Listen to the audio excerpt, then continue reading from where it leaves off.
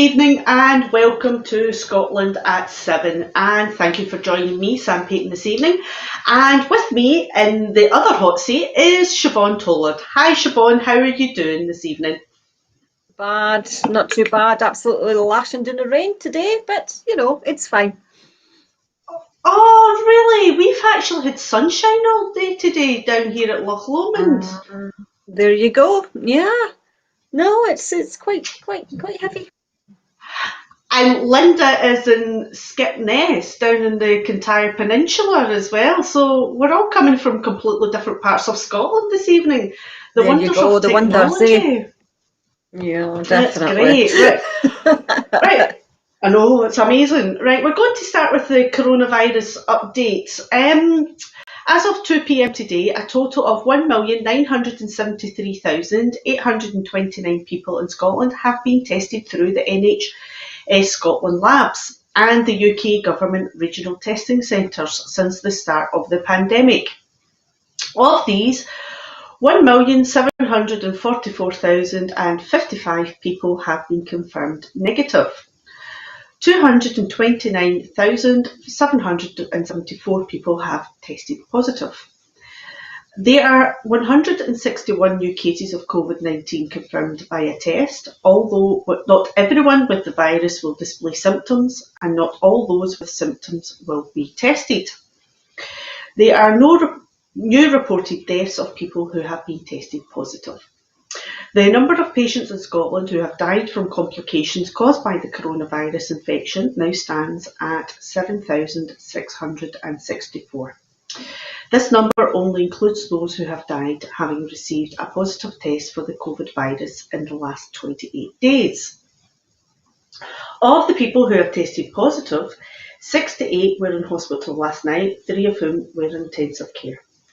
As of 8 a.m. this morning, 3,035,790 people have received their first dose of the COVID-19 vaccination, and 1,633,536 have received their second dose. The latest UK daily figures show that 127,684 patients who tested positive for COVID-19 have sadly passed away from their illness, an increase of 5 since yesterday. This number refers to deaths in all settings and not just the hospitals. And as always, our thoughts are with those who have lost a loved one or a family member. And to those who are currently in hospital, we wish you all a speedy recovery and back to your families soon. Now to the first story of the evening. 200 Palestinians killed in a week. 200 Palestinians, including 59 children, have been killed during a week of attacks in Gaza. Health officials in the territory have said as Benjamin Netanyahu signalled Israel's bombardment would range on despite mounting global pressure to stop the bloodshed. Early today, warplanes launched more heavy strikes in Gaza City, rocketing apartment blocks and sending fireballs into the air. Israel said it had struck 110 targets overnight, including a densely populated neighbourhood. It is unclear how many people might have been killed during the past week. Israel attacks have destroyed a health centre, hit the home of an aid worker, killed 2 doctors, destroyed high-rise residential towers, blown up a mattress factory and flattened offices of international news organisations. President Abdel Fattah al-Sisi of Egypt, which has long acted as a mediator between Israel and Hamas, said on Monday a ceasefire would be within reach. Hope still exists that a collective action could end the conflict. Siobhan, we've all been watching this and we've been seeing this on the news and social media, and even reading this at the moment is absolutely heartbreaking. I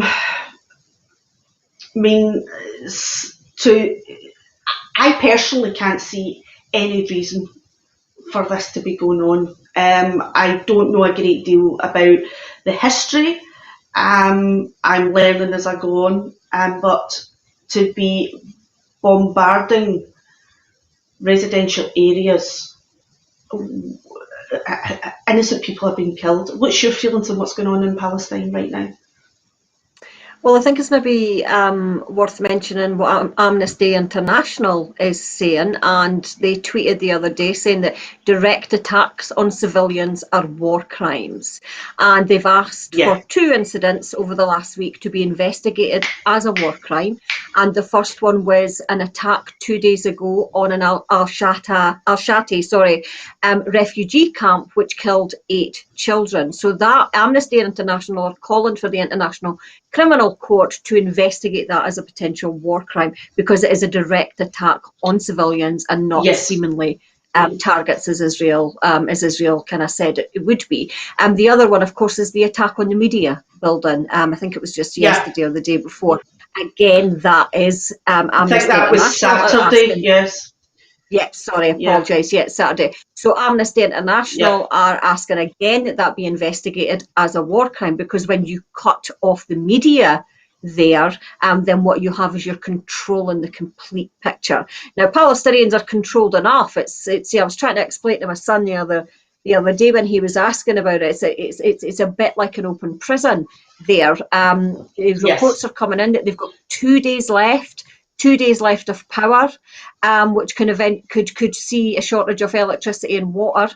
Now, given that the COVID pandemic in Palestine is actually it's decreasing a little bit, but most of the hospitals are still at capacity. We have a real problem now, because actually what's going to happen is if the power begins to run out, and Palestine has had a long history of having their power cut off. There was times when they only had 4 hours a day electricity and so forth, because Israel cut off electricity supply into Palestine. So there's a real kind of a potential huge mess. It's not just the bombs that are killing people here. We can see an issue with COVID because of the electricity and because of the problems with water as well. We're going to have problems with a COVID spike potentially as well too.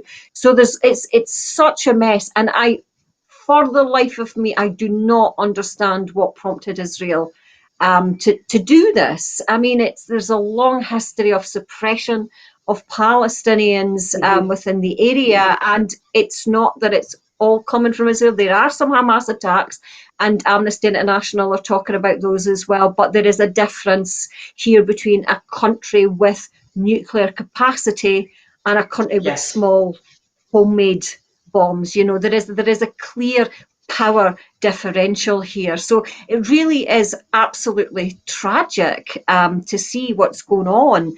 I was watching Broadcasting Scotland on Sunday, and I can't remember, I'm so sorry, I can't remember the woman that was on that was talking about this is what happens when you dehumanise a population. And, you know, we've talked about that quite a lot on Broadcasting Scotland, and it's one of the things that I considerably think about is that kind of, when you begin to dehumanise people, it does become a mandate for murder. And I do think there's an element here of the Palestinian population are entrapped. They have no identity, they have no power. They have an international situation where lots of people in the West just ignore what's actually happening. So it's really isolating and difficult and deadly situation for Palestine.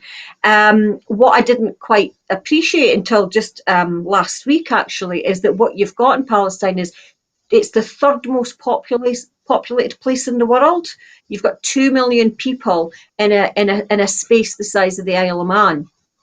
So it's incredibly overpopulated. Yeah, it's incredibly overpopulated. So when Israeli bombs come in, can you imagine that's the damage that such a densely populated area can do? There's no precision bombing in that environment. There can't be. You know, so it really is quite a desperate situation. It seems to be, I don't know how you feel, but it seems to be a case of David and Goliath, the Israel being Goliath and Palestinians being David, where Goliath in this case, Israel, it just seems to think they can just do what they want, turn around and quote that there's terrorism, Hamas is within a certain area district or within the press the media building, and then that gives them due right to turn round and bomb that building, which was Associated Press and Al Jazeera. And I would believe that there were other small media outlets in there as well.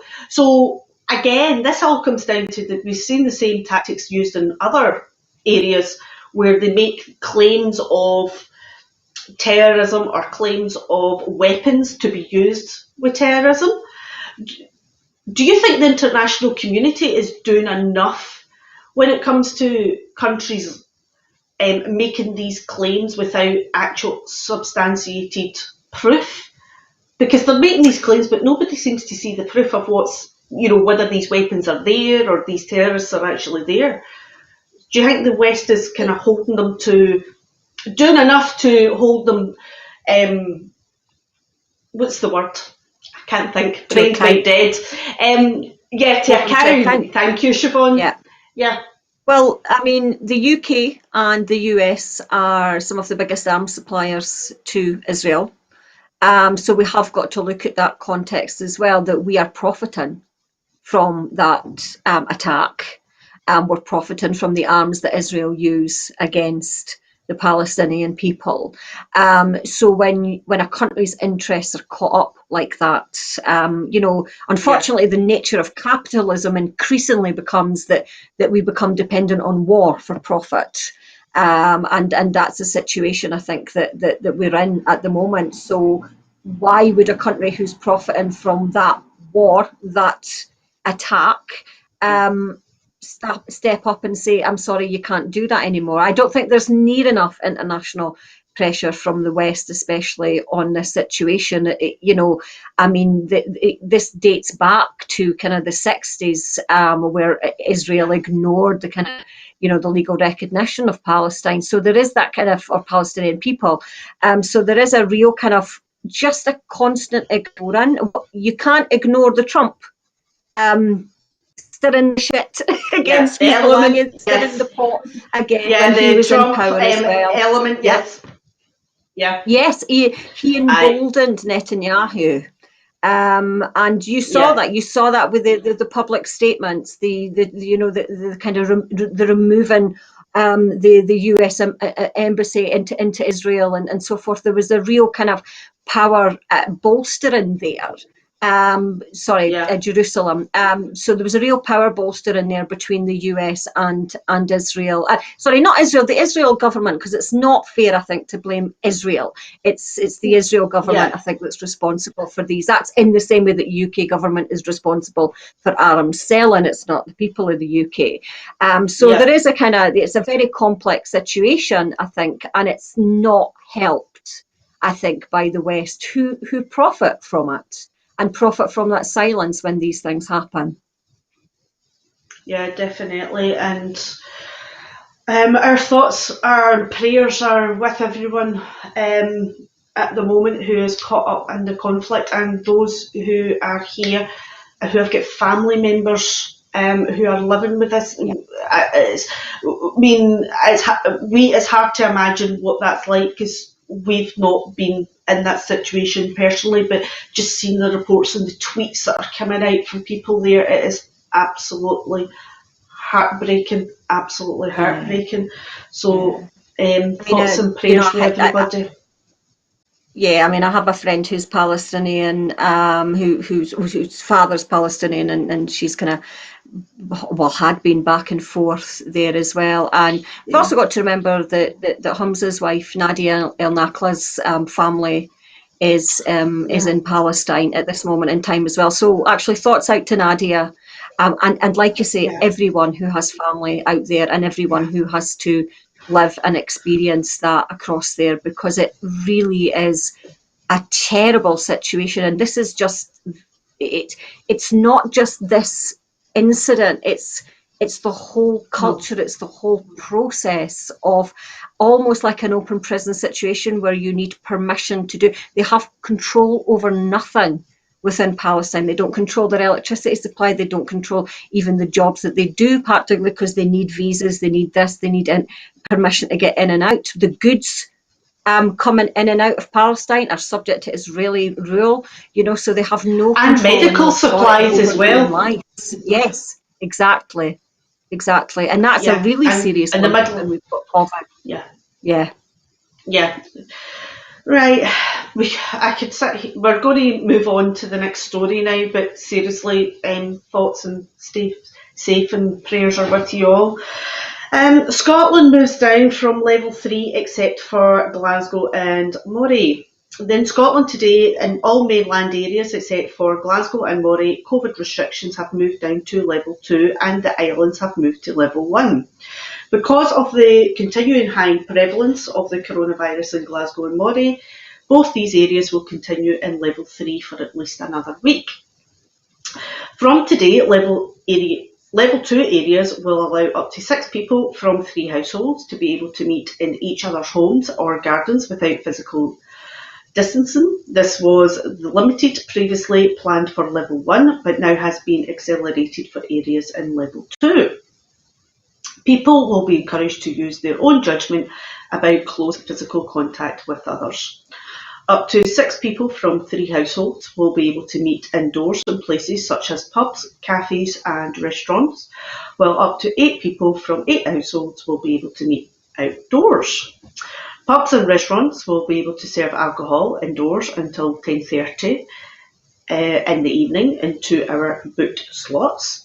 Venues including cinemas, theatres, concert halls, music venues, comedy clubs, amusements, arcades, casinos, snooker halls and bingo halls will be able to reopen. Events will resume with a maximum capacity of 100 people indoors, 250 outdoors where there is unrestricted standing, and 500 for events with seating. Organisers will be allowed to apply to hold bigger events. Outdoor contact sports and indoor group exercise classes will be able to restart. More than one person will be able to sing during a religious service. Amateur performing arts groups will be able to perform outdoors. Colleges and universities will have more flexibility to resume in-person learning. People are urged to continue to remember facts, wear a face covering, avoid places that are busy, clean hands and surfaces.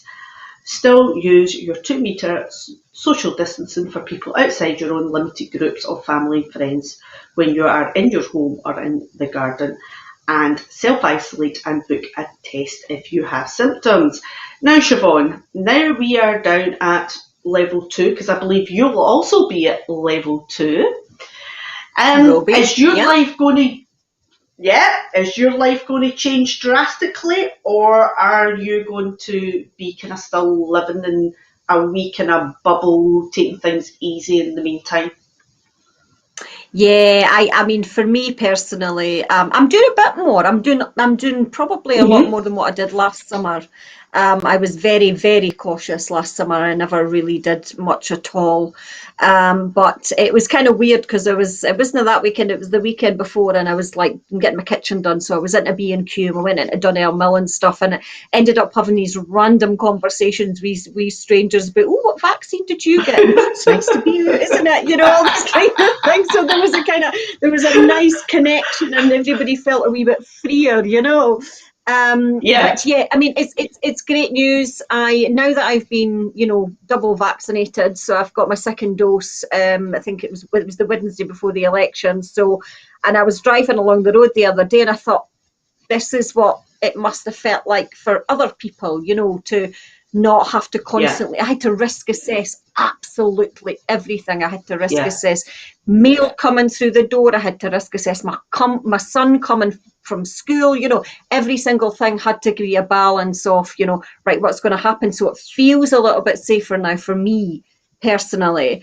And it's nice to have that kind of, it does feel a little bit free, and it's nice to have a sense of freedom. I've hugged 2 people before the regulations opened. I have to confess, I hugged my mum's friend who, it was a risk assessment, But I heard my mum's friend who actually lost her husband to COVID, and I couldn't not, when I saw her, and I just couldn't not.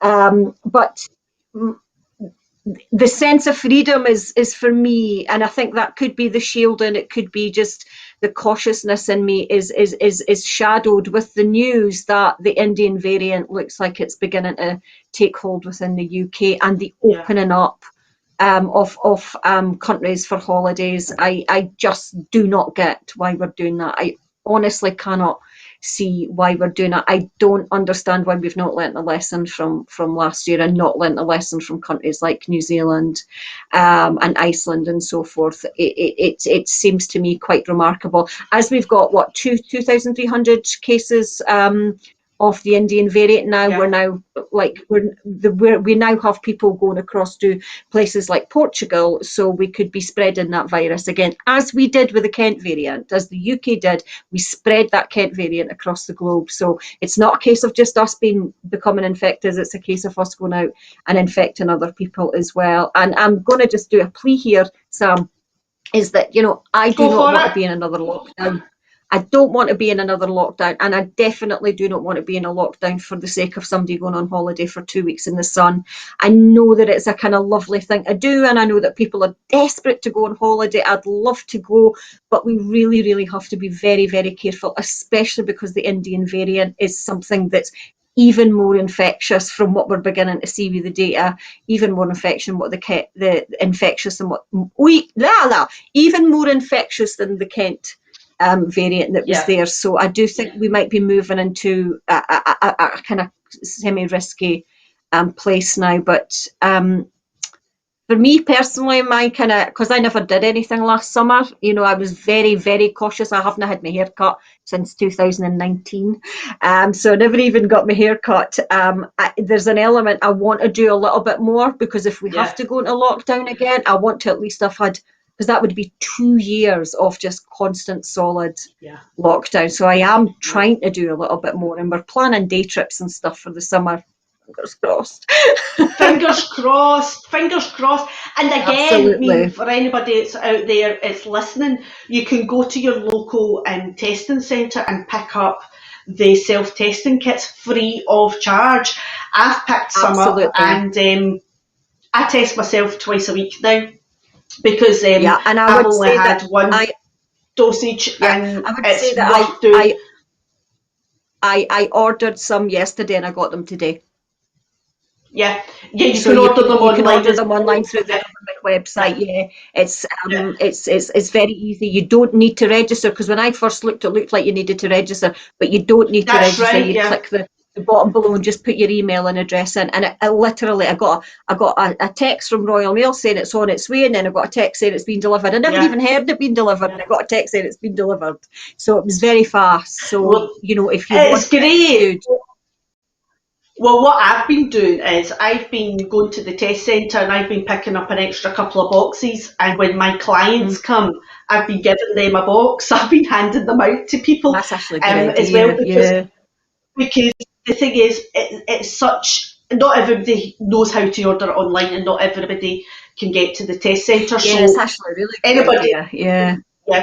If you could go to the test centre, because you can get 2 boxes per person per day. So if you're able to, and you live close to that test centre, if you can go a couple of days, pick up extra and pass them out to your neighbours. And that way everybody's got access to them. And they are so easy to use.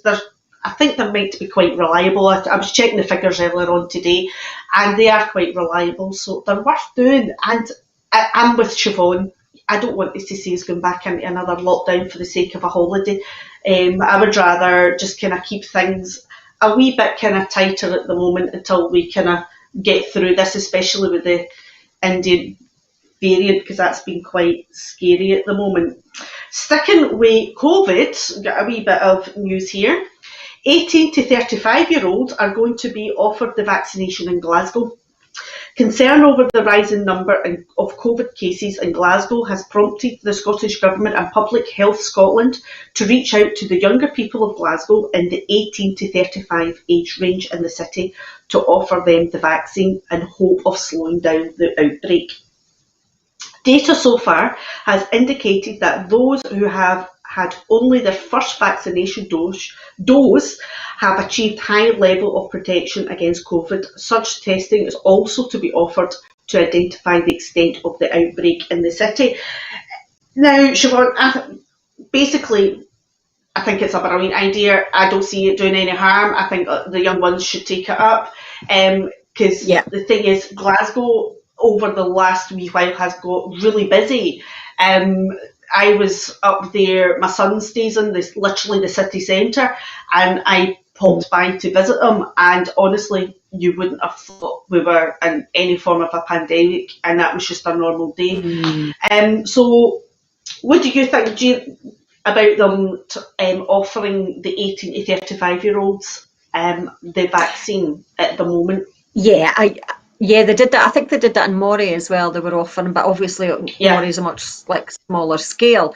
I mean, to be honest, and that never crossed my mind. And I thought, actually, that's pretty good thinking, because there's a couple of issues there as well. As I think, whilst young people or younger people are not necessarily at risk or much lower risk of death, that long COVID is a big issue, and no one wants something like long COVID when you're like in your 20s, because that's pretty much your kind of, that's pretty significant. And having come from a situation where I was unable to walk to the toilet, things like long COVID can be massively debilitating, and I wouldn't wish it on anybody.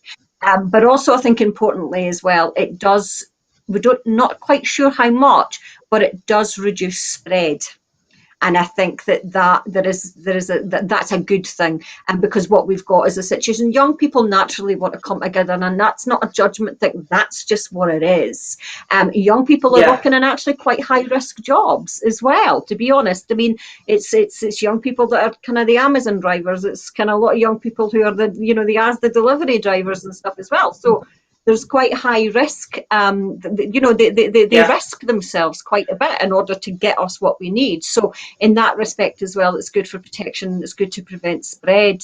It's a good thing, and hopefully, I don't know if what happened, because I know that Moray is beginning to kind of settle a little bit.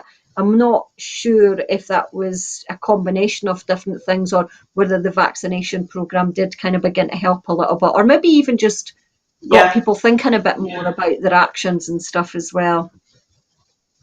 I think sometimes something just to kind of kickstart people thinking about their actions, is a kind of great help, and maybe staying in the higher level basically does make people think, and hopefully with Glasgow that'll do the same, and hopefully that we're all in level 2 and people kind of think that they don't really want to go to level 3 or anything like that. I kind of want to stay in level 2 for a wee while. So please, everybody. And it's also a message to employers as well, because I think Professor Reicher talks about that quite a lot. He's a kind of social psychologist, but individual compliance is actually quite high. But the problem that we have is a lot of employers are not allowing people to work from home when they can be working from home. So we have that kind of situation. There's not the support that people need when they need to work from home, or when they need to self-isolate as well. So it does require a much more structured support structure, but it also requires responsibility from employers as well to make sure their staff are protected. And that means if they can work from home, let them work from home. That's definitely that's simple stuff. Yeah, definitely. And I think the hospitality industry is going to be one of the ones that are the staff are more in danger, especially everything now opening back up. They're going to be, so hopefully their employers will be looking after them and keeping them safe. Right, now we're moving on. We're staying in Glasgow, moving on to the next story of the evening. Rangers social media videos. Police Scotland have issued a statement saying that they are aware of a video circulating on social media apparently showing Rangers players using sectarian language while celebrating on Saturday. The statement said that they were assessing its contents and will liaise with the Crown Office and Procurator Fiscal Service as part of their inquiries. Earlier, Glasgow Rangers Football Club issued a statement condemning the actions of some so-called fans who were involved in the violence and disorderly behaviour in Glasgow on Saturday. Police Scotland have now established a dedicated inquiry team to investigate the disorder that happened at George Square and surrounding area on Saturday. The team will be working extensively in an effort to track those involved and has established an online portal for the public to send detectives any video footage or photographs of the incident. At present, 28 people have been arrested in connection with a variety of offences, and extensive inquiries are ongoing to identify other individuals. Detective Inspector Craig Warren, who is leading the investigation, said the public can be confident we are doing everything possible excuse me, to identify those responsible for the violence and disorder on Saturday. This will take time due to the numbers involved. Rest assured, if you were involved in causing this disorder, violence or antisocial behaviour, you will be arrested. We are reviewing CCTV video and still images, and I would appeal to anyone who may have captured incidents on their mobiles to please get in touch with us. You may have footage that could help us in our investigation, and it is vital we speak with you. The Major Incident Public Portal is now available for the public to send any information, photographs or images directly to the investigation team. There has been footage circulating on social media covering the events in George Square. If you recognise people involved in these acts of violence and disorder, please let us know. You can call 101 or alternatively contact Crime Stoppers anonymously on 0800 555 111. Now, Siobhan, probably like me, we seen all this happening on Saturday. We had a feeling that it was going to happen. I was shocked to the extent of what happened. I kind of expected a certain amount of it, but the extent of it, I was shocked, disappointed, angry. What's your feelings on what happened on Saturday? Do you know, when the people in Kenmare Street kind of came out and protected, the two guys who were getting dragged away in the dawn raid, I was like nearly crying with pride, Yeah. And then you saw what happened, and then it was like nearly crying in utter shame and embarrassment and anger that, that something like this can happen. It was, the scene of thousands of people kind of in such close proximity marching, just, it was awful. The mess that they left, the violence that was, that seemed to be, I was watching a video where a couple of guys were getting not beat up, and, it just, it was awful. And it was a terrible, terrible sight to see, actually. And what I picked up on is I think Angela Haggerty, one of like Scottish journalist, had said that her auntie had kind of messaged her and said, is it safe to go into town now? And so there's that element of fear that it's initiated for people in Glasgow as well. So it really was shocking and shameful. And I thought that Rangers' statement was, light in the extreme. In terms of its analysis of it was like, we don't agree with that. That's a bit of a shame. Please don't do that. And it's like, well, we really, this is not the first time, as you say. We really, really need to get a grip on this. I was so angry. I thought, that's it. Take the cup away from them. That's it. Take it off them. Take it off them. Nicole, I pretty much said the same. I said the same, Siobhan. And as somebody who supported Rangers, I now support Dumbarton, and I encourage my wee one to support Department just because of the fact of the behaviour and what has been, the way that a certain amount of fans behave is just absolutely disgusting. And the football team doesn't seem to be kind of coming down hard on them. And I think they need to. And on Saturday, I was very much a case of, just take the cup away. Just take the cup away. Because that's maybe the only way some of these fans are going to listen. Because a lot of these fans probably don't even go to the games. But it was disgusting. It's a difficult one, I think, because we are talking about a situation where a lot of decent fans are tarred with a brush of those. Yes. But I think to be honest that it's the response of Rangers FC, and it's kind of response light, if you want to call it that. That is disappointing, because I think that if I was chair of that club, I would be wanting to distance myself from that, absolutely, definitely. Because I would want my other fans to know that these places are safe places to take families, if nothing else, because you do have that situation where that's gonna it's meant to be a family sport, isn't it? These are the things. It's like you say, you encourage your son. Yeah, well, it is, but it's not happening. Yeah, exactly. Yeah. So there is that kind of situation, and I don't care what team it is. I don't care what team it is. I really don't. That no one's entitled to behave in that way, and to put other people at risk. That would be bad enough in a non-COVID time. It would have been bad enough in a non-COVID period, but to do that in the middle of, it's risking Glasgow's tier, isn't it, really? And I don't know if we'll see it. There was a little spike the last time, so this was worse, because they got away with it the last time, I think. I'm a big believer in people thinking you do what you get away with, and they got away with it, and then it was like, oh, it's all right then. Yeah. And also as well, players,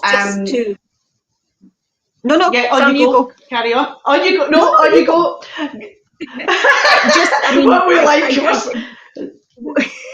Whether this is true or not, it's maybe worth mentioning that the Sun came out earlier on and said that the video of the football players doing sectarian chants was actually fake, but we don't know at this time, so we really do need to wait for the police investigation, just to be fair. Yeah, I'd seen reports like that as well, Siobhan, where they're saying that it's a TikTok app that's been used to dub over the players, but obviously that's up to the police to decide that, and not for us to decide. But in regards to Saturday, it was just absolutely appalling. The thing is with these people, they've brought shame on football. They've brought shame on Rangers Football Club. They've brought shame on Scottish football, but they've also brought shame on Scotland and on Glasgow. And that's exactly what they've done, because when people from all over the world see that, that's what they're going to see. And it does tar the good people with the same brush, and that's the pity of these actions and what they've done. So I hope these people take a good look at themselves and reflect on what they've done, and I hope the police actually find out who they were and charge them. Right, moving on to the next story. The UK proposes phasing in post-Brexit Irish Sea border checks on food. The UK has made a fresh attempt to solve the Brexit tensions in Northern Ireland by asking Brussels to phase in border checks in 4 stages. The plan revealed by BBC Northern Ireland comes as the Brexit Minister, David Frost, has urged Brussels to stop point scoring over Northern Ireland Protocol, hinting that the UK would take unilateral action if needed. In a bluntly worded newspaper article, Lord Frost urged Brussels to find a new way to implement the protocols for trade across the Irish Sea, arguing that the EU had adopted a purist approach that was threatening the political, social or economic fabric of life in Northern Ireland. Sources in Ireland are alarmed at what they see as a veiled threat to take unilateral action unless a new agreement is sealed by the 12th of July. a key date in the unionist calendar, and the accumulation of the marching season. This is making the protocol about identity politics, which is very dangerous, said Assoc. They have also taken issue with the claim by Frost that the nature of the checks were not known by the British, even though they signed up to them in the first place. Now, Siobhan, I was kind of reading that in disbelief there. They didn't know to something they signed and agreed to. What happened to the reading the small print before you sign any contract or deal or agreement? Now, surely God, the UK government knows that basic rule. I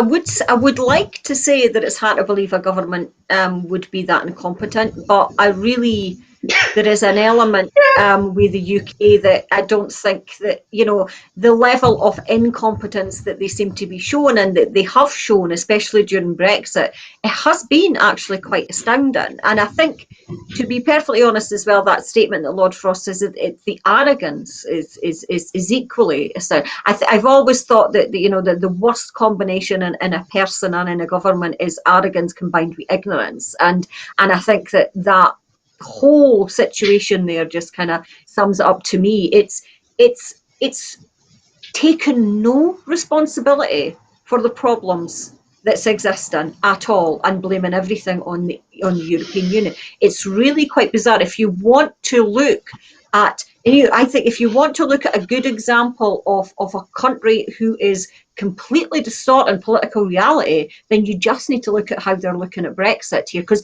everything seems to be the European Union's fault. Well, guess what? The UK was the one that wanted to leave the European Union. And actually, the European Union offered the UK a deal of seamless trade in Northern Ireland if the UK kept the standards of food that the EU had.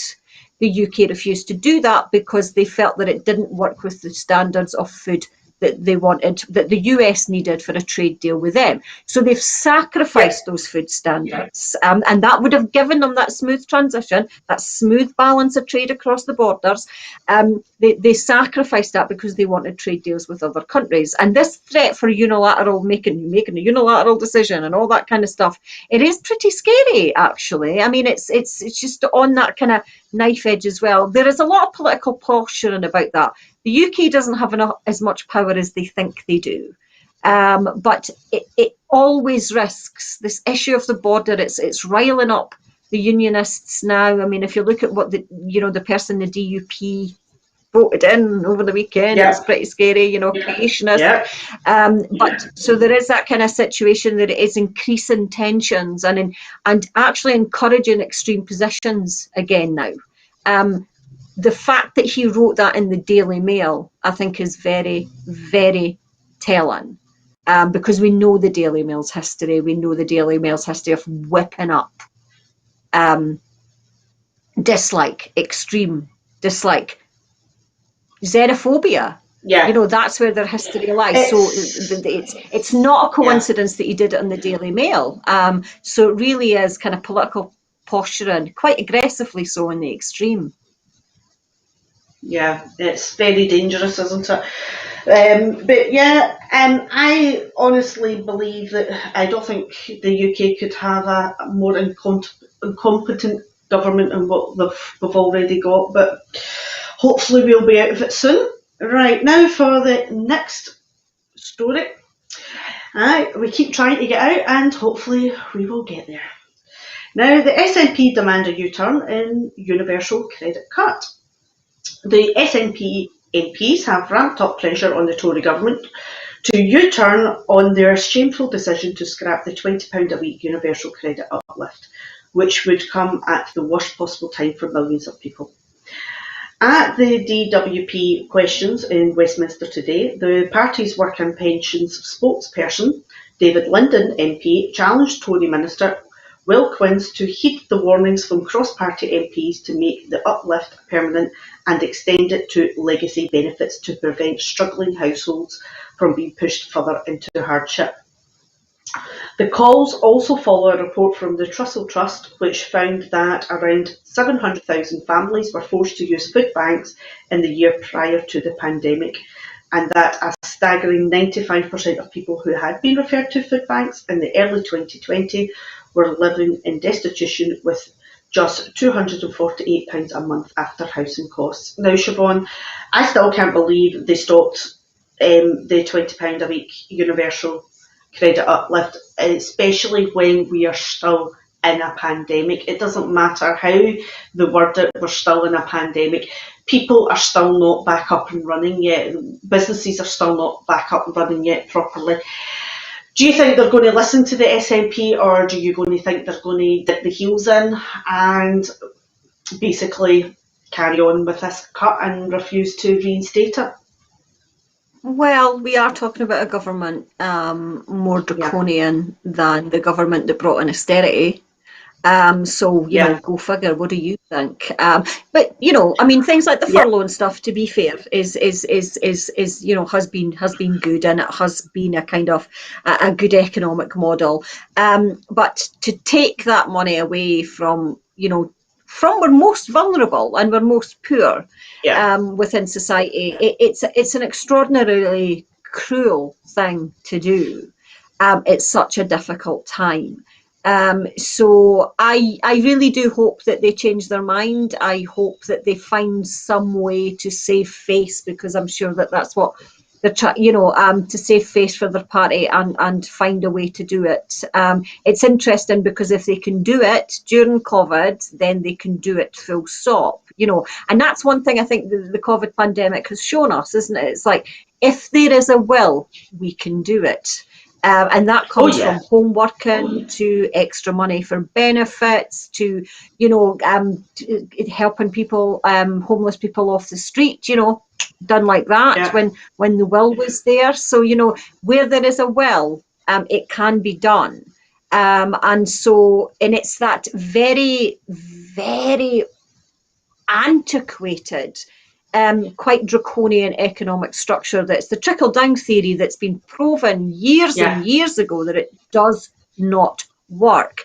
In actual fact, if you're looking at this from a very economic, putting aside the moral issues of that, if you're looking at this from an economic standpoint, you give people that extra £20 a week, they will spend that money and it will help the economy. It's much better to give people with less money that kind of money because they spend it rather than hoard it and put it in offshore accounts, you know. So economically it makes more sense as well as the moral implications of that. Whether we do that, I think that's a test, isn't it? It's a test of the UK. And I think Scotland will look quite closely at that kind of decision and decide what kind of Scotland it wants based on those decisions. Yeah. Definitely. I think Scotland would be more likely to go with the modelling of looking after our most vulnerable in society rather than the 1%. Yeah. We saw that in the manifesto. The focus, I think, was very much based on helping the vulnerable, helping families, helping kids. Parents first, I think, was definitely the strategy, and that is what we need to prioritise now. And if we have not learnt that lesson, we will never learn that lesson. And I don't think, unfortunately, the UK has. No, and I don't think they will do. Right, now moving on to the next story. The Home Office plan Women's Detention Centre in County Durham. A charity is challenging the planned opening of a new immigration detention centre for 80 women in County Durham, the Home Office's first new detention centre since 2014.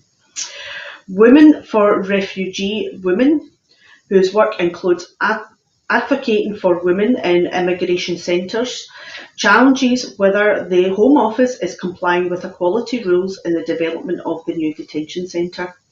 It has started legal action against the Home Office over a planned centre at Hascock Field in County Durham, which is due to open in autumn. Alafasine Kabagobal,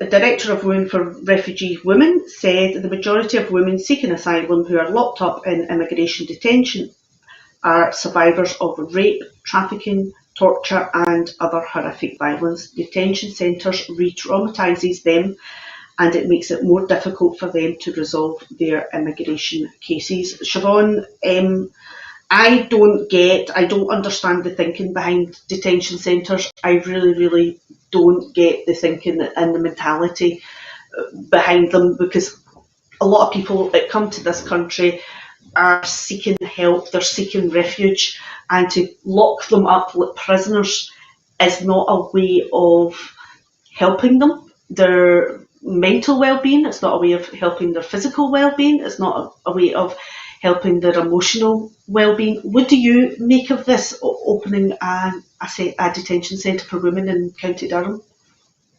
Well, I mean, it goes against what the Home Office said that they were going to do. They said that they were going to try and discourage, detention centres for women, and big clap to Women for Refugee Women, whose campaign in 2014 onwards has really meant the reduction of refugee women within detention centres. It only makes sense when you dehumanise these people. These kind of detention centres only make sense where you see these people as less than human, because you would not, under any other circumstances, lock up traumatised women.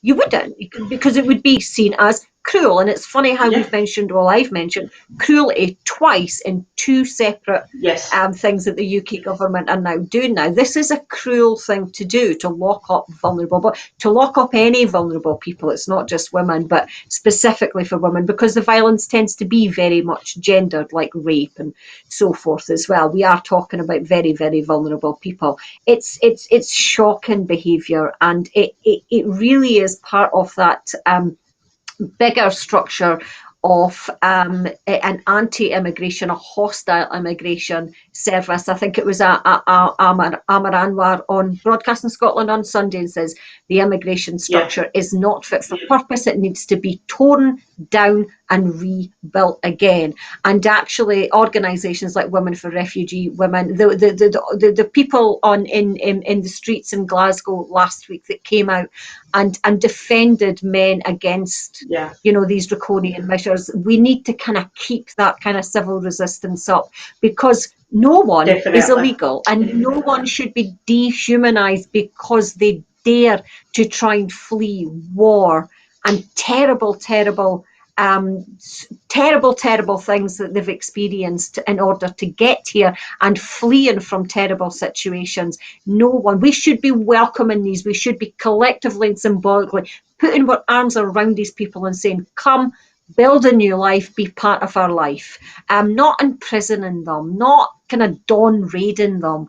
It's an awful situation. I think it's cruel, and it's absolutely mortifying that we have that kind of system now. But it's not a surprise. We have an incredibly draconian, authoritarian, quite extreme right-wing government now that has actually built its reputation on a xenophobia.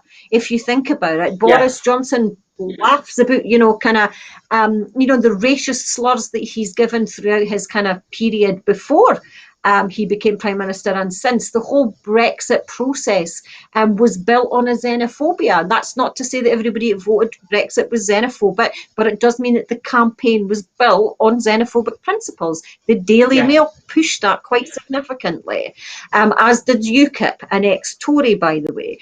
So we do have that long history of kind of racism here that seems to be getting ramped up. I remember there was this was way back. This was when David Cameron was still in power, and there was terrible scenes at the refugee camps on the borders in France. And I remember David Cameron making a statement and saying, "This is disgraceful. We will sort it." And basically he came away with, our UK people need their holiday. And I thought, oh my God, I actually thought you were going to say we're going to sort it because these poor refugees are struggling. But he started talking about, we need our holidays. And I just thought, God, this is absolutely, and that was just the start of it. It's got worse since then. So the detention centre for women and walking up traumatized women like that, it really only is just symptomatic of, I think, the increasing dehumanization of vulnerable people within the UK and people who come to the UK as well. It's terrible. I mean, it really is. And let's say it again, the sooner we get out of that structure and build our own immigration system, the better. And I do agree with Amaran, where we need the devolution of immigration right here and right now. And I do think it's something, based on what's happened over the last couple of weeks in Glasgow and in this situation as well, we need to push for that, I think, and get control of that as soon as we can. Definitely, Siobhan. Right, moving on to the next story. The US Supreme Court agrees to consider a major rollback of abortion rights. The US Supreme Court has today agreed to consider a major challenge to reproductive rights, saying it will take up Mississippi's bid to enforce a ban on almost all abortions after the 15th week of pregnancy. It will be the first abortion case to come before the court since confirmation of Justice Amy Coney Barrett, a devout Catholic, gave Conservatives a 6-3 majority. It could lead to the landmark Roe versus Wade precedent being gutted after nearly half a century. The Supreme Court established a woman's constitutional right to an abortion in the 1973 decision and reaffirmed it 19 years later in a Planned Parenthood of Southeastern Pennsylvania versus Casey. The Mississippi law enacted in 2018 was blocked by lower courts as inconsistent with Supreme Court precedent that protects a woman's right to obtain an abortion before the fetus can survive outside her womb. When the only abortion clinic in Mississippi, the Women's Health Organization, sued to try and block the measure, the federal judge in 2018 ruled against the state. In 2019, the New Orleans-based 5th US Circuit Court of Appeals reached the same conclusion, prompting the state to appeal to the Supreme Court. The court will hear arguments in the case in its next term, which starts in October and may not arrive at a decision until the spring or summer of 2022. Set up a politically explosive showdown months before the midterm elections for Congress. Former President Donald Trump's transformation of the judiciary included the appointment of 3 Supreme court justices, most recently with Barrett replacing the late Ruth Bader Ginsburg, a liberal champion of reproductive rights. Sorry, my teeth are definitely not in tonight. Siobhan, there always seems to be conflicts of interest when it comes to abortion rights in America, just the same as there is here in the UK. I'm going to ask you, how do you feel about this? And it's really difficult as a woman because we get asked these questions all the time, and people seem to think there's a straightforward answer, that there's a right or a wrong, or it's black and there's white. But the thing is, when it comes to fertility, abortion, pregnancy, there's no right answer. There is no right or wrong. There's no black or white. It's more complex than that. It comes down to the individual. How do you feel, if you don't mind me asking, Siobhan? Obviously, I don't mind if you refuse to answer. No, it's fine, but I would like to be clear that if this succeeds, then we are talking about reducing the abortion term from about 23 to 24 weeks, which is what's considered viability of the fetus, which is what is in America at the moment, to 15 weeks. To 15 weeks, that's just over 3 months. So let's think about that here. That it's not that complicated in the sense that this is an attack on a woman's right to choose. 3.5 months is not that far on. Actually, there's a lot of women that won't even know they're pregnant by that time. So it really is quite an attack on a woman's right to choose, and it is a massive, massive step back. Now, personally, it's not something I've ever had to experience, and given my age, it's not something I ever will have to experience. And I don't know what my decision would have been, but do you know what? That's my decision. And this is the principle that Roe versus Wade came on, and the Planned Parenthood as well, that this is about a woman's right to choose. And reducing it to 15 weeks is a massive, massive step back for that process. women are entitled to their own opinion on what they want to do. Now, some people will morally find abortion unacceptable. That's okay. Women are allowed to think that. They were allowed to think a lot of variety of different things. Women will be okay with having an abortion. That's okay too. But the point of the matter is we should not have that choice taken away from us. And this is a massive, massive attack on women and their rights to choose over their own body. And again, this is something that's massively coming forward in America. Again, it's spearheaded by Trump, but it was there under the surface that women are becoming reduced to their biological and reproductive functions. You're talking about some states that tried to get information about a women's reproductive history as part of a job application, for God's sake. That's how ridiculous this is becoming. Women are being reduced to their biological basis and the reproductive basis. We are expected to give birth and do nothing else, and it really is a very, very backward step there. So complicated as it is, this potential change in the law is not that complicated. It really is quite an attack, actually. It is, and I don't think a lot of people realise that. A lot of women don't realise they're pregnant until after 15 weeks, depending on, not everybody's monthly cycle works like clockwork and does what you read in the books.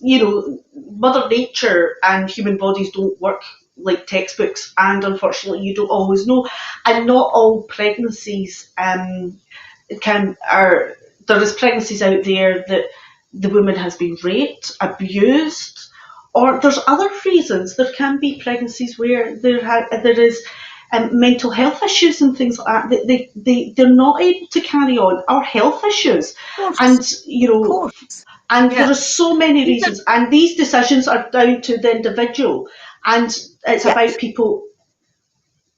Basically, people need to be able to support that individual, and if people don't agree with it, yes, they've got that right, and they deserve to be supported in their right as well, but not to enforce and make women feel guilty, or have women be subjected to draconian measures and made to feel bad because they've came to a decision. This is what shifted in American history regarding this. Is it was considered that it was not the state's business to interfere in a woman's reproductive decision, and what you've got now is the state is beginning to say, yes, we do have the right to interfere again. So in that case, it is a step backwards, and it's a deeply personal decision. And the state has no right to interfere there obviously can't be, complete abortion on demand up until 9 months. But the viability is at least there was a kind of standard there. But 15 weeks is phenomenally early, and it really, really does. It absolutely increased the pressure on women now. I'm sorry, but if men had to give birth, it wouldn't happen. It wouldn't be happening, Siobhan. Sorry to be sexist and gender pacific, but it wouldn't be happening. I can tell you that for sure. As a mum of 3 boys, I know for a fact, no, definitely not. But no, it's one of those ones that's down to the individual, and it's deeply personal. And one of my concerns is if they turn around and they go ahead with this, what's going to happen is you're going to have illegal abortions where it's putting the women more at risk, and that's more damaging. And worse. Surely it's better off having it done properly to the mother, and so. But yeah. Now for the last story, back to Scotland. Selection of the Parliament's nominee for First Minister. The selection of Scotland's First Minister will take place at 2 p.m. tomorrow. Nominations will open at 9:30 and close at 1:30 on Tuesday. As leader of the largest party, SNP leader Nicola Sturgeon is favourite for the job. Now, Siobhan, what do you think about Nicola being First Minister? I think she's done a grand job, especially through COVID. She's got us all through it safely. She's gave everybody hope. through COVID in the last year. People look forward to her COVID briefings for reassurance. The kids even watched her COVID briefings, especially when they had no school, and were deeply bit more upset when they found out they had to go back to school. I know my wee one was. He felt like with Nicola at that point, but I'm sure she's now forgiven. So what do you think? Do you think Nicola's going to be voted in as our next First Minister? She did all right, but I do think Douglas Ross would be better.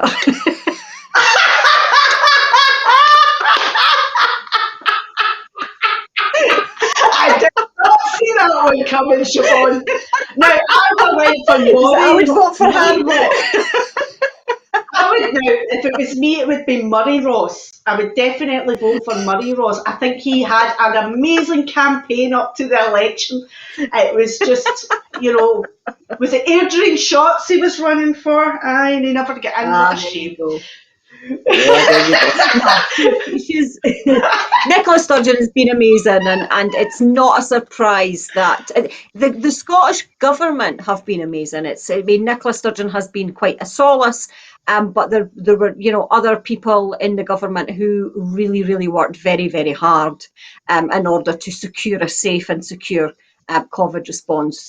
They have done amazing. It's not a surprise that we did so well in the election as a result of that. So, go Nicola Sturgeon for First Minister. She is my second choice, but you can't have it all.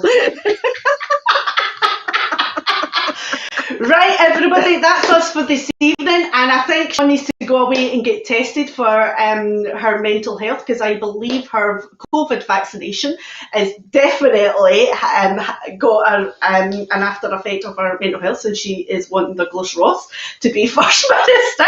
So any psychiatric doctors out there, please give us a call. We'll give you Siobhan's details. But in the meantime, thank you so much for enjoying this for tonight's show.